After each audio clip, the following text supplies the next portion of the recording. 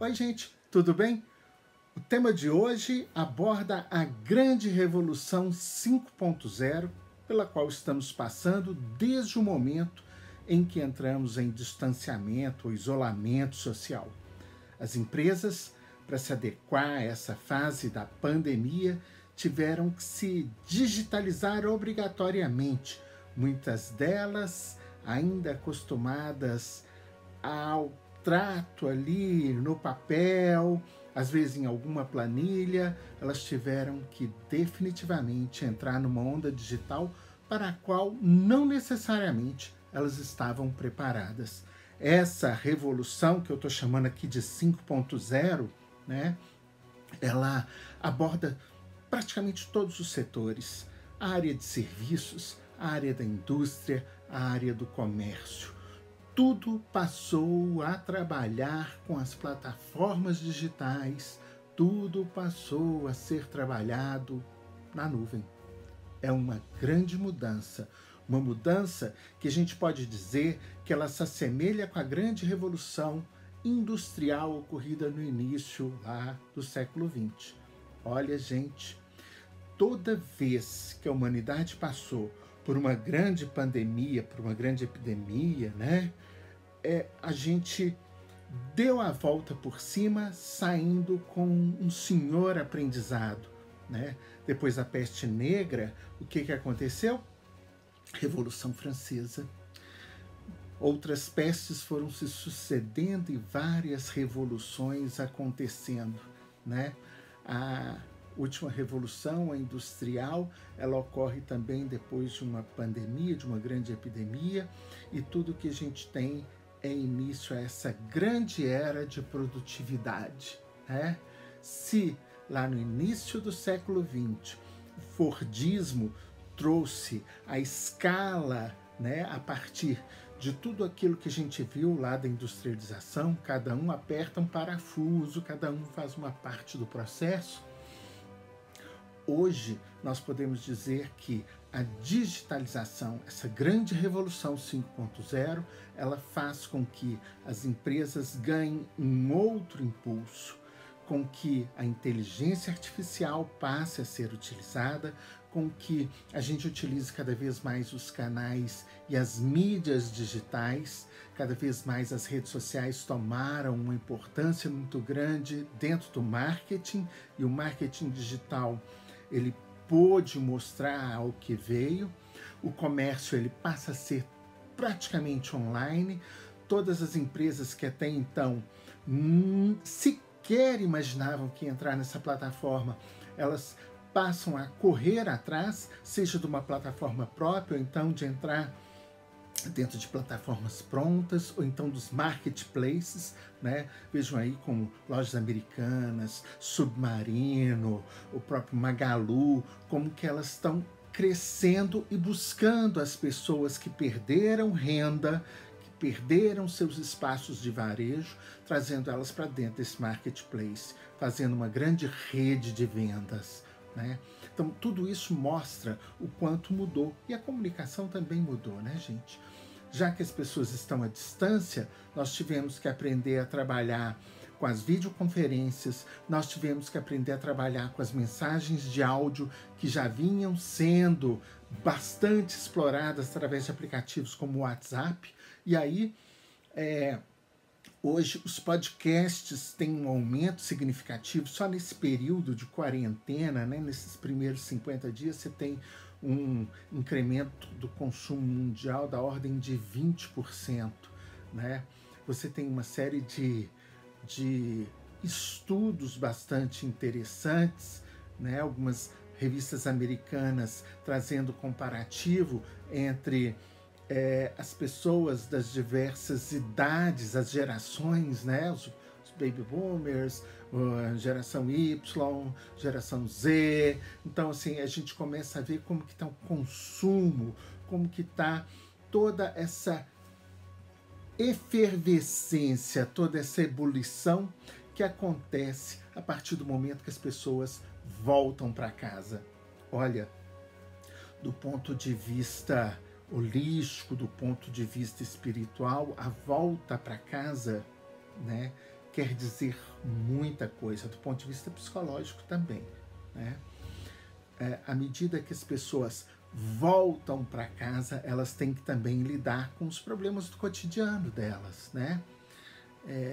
A família, os filhos, os afazeres domésticos, que às vezes estavam terceirizados, né? Legados a uma outra pessoa para fazer, a própria educação dos filhos, que antes quem fazia era a escola, e aí os pais precisam tomar rédea, né?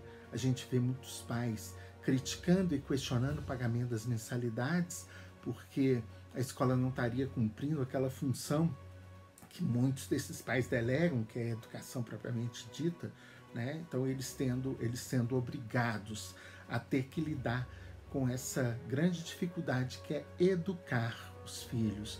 Você tem também nessa volta para casa um momento de superexposição das individualidades dentro ali daquele grupo, né? Porque as pessoas elas começam a conviver muito mais e aí afloram alguns problemas entre casais, né? Entre algumas coisas de convivência, as pessoas começam a estabelecer ali a sua individualidade, o seu espaço.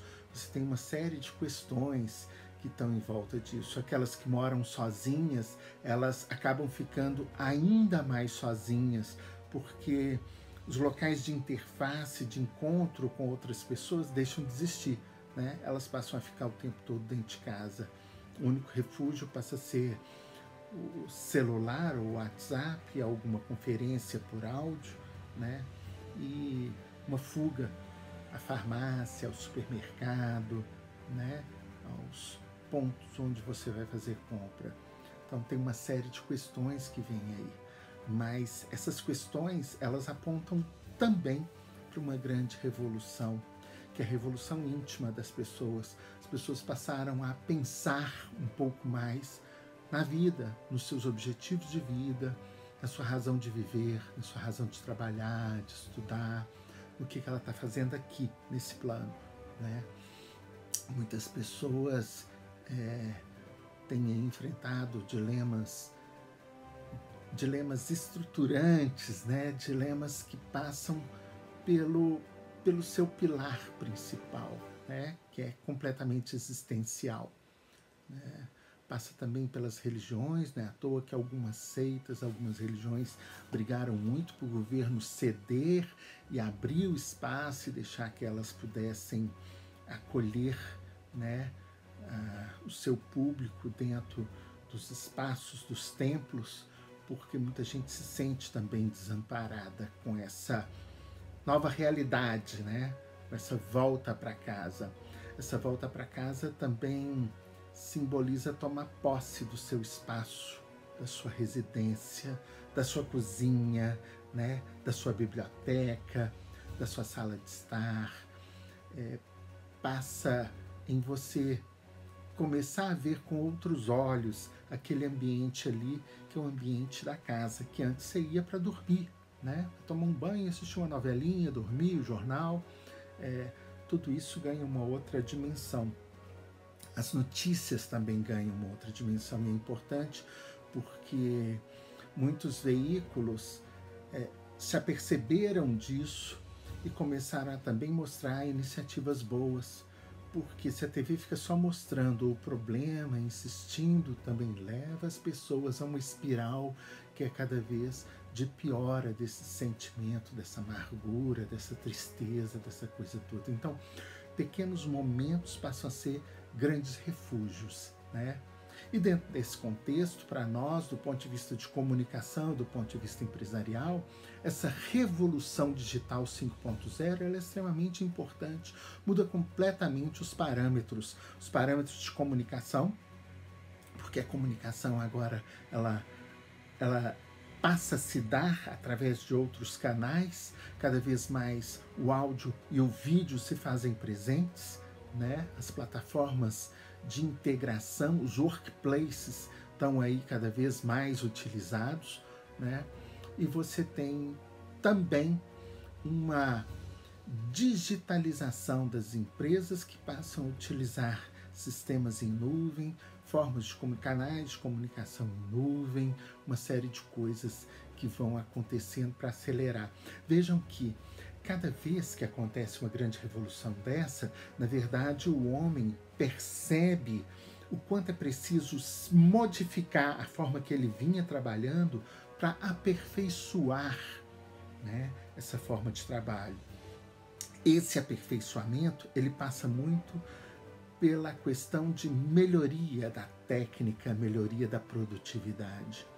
Olha, definitivamente, depois que voltarmos ao normal, né, aquilo que a gente considera normalidade, as pessoas transitando, voltando a seus espaços de trabalho, tudo isso vai ter mudado muito. Legal essa história de Revolução 5.0, né? Pois é, então a gente vai continuar esse assunto nos próximos 2 programas do tema de hoje, tá? Então, ó, não se esqueça, curta esse vídeo, compartilhe se você gostou, inscreva-se aqui no nosso canal e vamos espalhar essa ideia. Tem mais 2 episódios onde a gente acaba de conversar sobre esse assunto que é super interessante. Espero você, hein? Até mais!